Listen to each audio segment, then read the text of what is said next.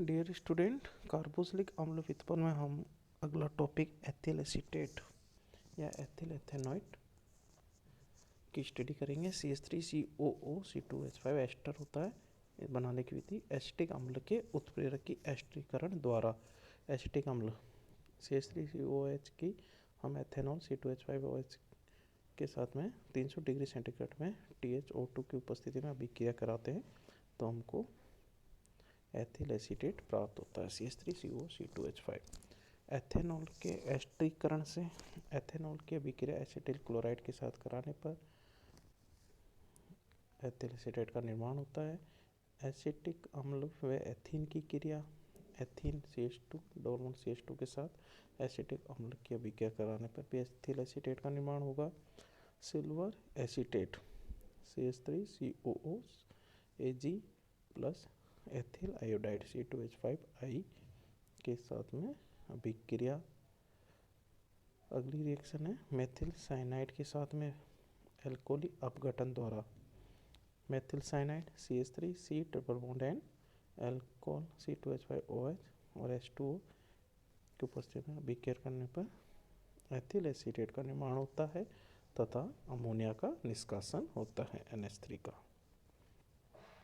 टिशेनको अभिक्रिया द्वारा उत्प्रेरक एल्युमिनियम एथोक्साइड की उपस्थिति में एसिटेल्डिहाइड के दो अणु केनिजारो अभिक्रिया की भांति ऑक्सीकृत व अपचयित हो जाते हैं और इस प्रकार बना हुआ अम्ल व एल्कोहल परस्पर क्रिया करके एस्टर बनाते हैं। इस पूर्ण अभिक्रिया को टिशेनको अभिक्रिया कहते हैं। एसिटेल्डिहाइड CH3CHO के दो अणु आपस में मिलकर के किसका निर्माण करेंगे? एथिल एसीटेट का निर्माण करते हैं। ध्यान रखना बच्चों, उत्प्रेरक इसमें एल्युमिनियम एथोक्साइड। तो यह टिशेनको अभिक्रिया कहलाती है। रासायनिक अभिक्रियाएं, यह तनु अम्ल अथवा तनु क्षार के साथ जल गठित होकर अम्ल व एल्कोहल बनाते हैं। ठीक है बच्चों, ध्यान रखना, तनु अम्ल ले लें या क्षार ले लें, इनके साथ में जब अभिक्रिया जल गठित होते हैं तो अम्ल तथा एल्कोहल का निर्माण करते हैं।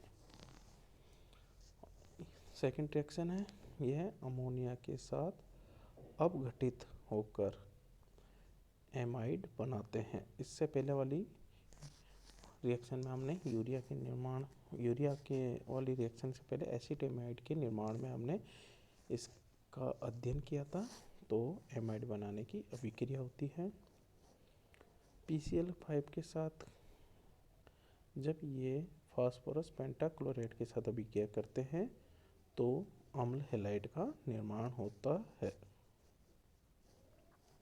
अगली रिएक्शन है अम्ल अथवा क्षार की उपस्थिति में किसी एल्कोहल के साथ अभिक्रिया करवाने पर एथॉक्सी समूह का अंतर परिवर्तन हो जाता है।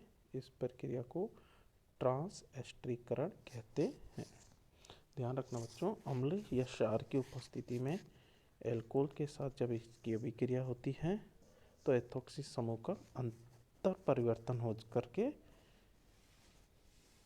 एस्टीकरण की क्रिया होगी, तो इसको ट्रांस एस्टीकरण अभिक्रिया कहते हैं। या फिर ये इस अभिक्रिया को एल्कोहली अपघटन भी कहते हैं।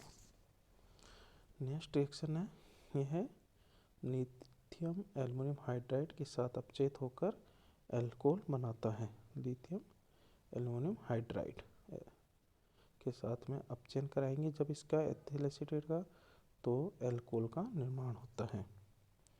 उच्च दाब पर उत्प्रेरक कॉपर क्रोमाइड की उपस्थिति में हाइड्रोजनीकरण की अभिक्रिया होगी जब भी ये एल्कोहल का निर्माण करते हैं। सोडियम व एथेनॉल के साथ अपचयन कराने पर भी एल्कोहल बनते हैं। सोडियम और तो इस अभिक्रिया को क्या कहेंगे? बुओ-प्लांक अपचयन। ध्यान रखना बच्चों, बुओ-प्लांक अपचयन में सोडियम और एथेनॉल के साथ अपचयन कराने पर एल्कोहल का निर्माण होता है।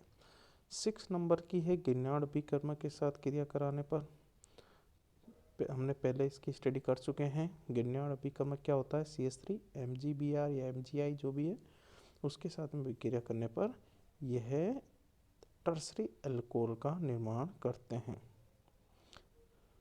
बीच में कीटोन बनेगा एसीटोन, उसकी वापस से गिरने वाला अभिक्रमक से विक्रिया होगी तो यह तृतीयक ब्यूटिल अल्कोहल का निर्माण करते हैं, टर्सरी अल्कोहल का निर्माण करते हैं।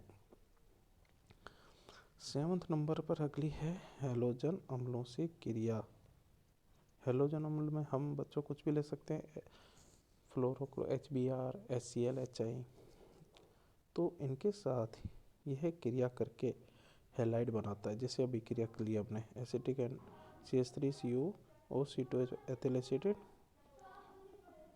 HI के साथ अभी क्रिया कराई तो CH3CO एसिटिक एसिड और C2H हैलाइड एल्किल हैलाइड का निर्माण होता है।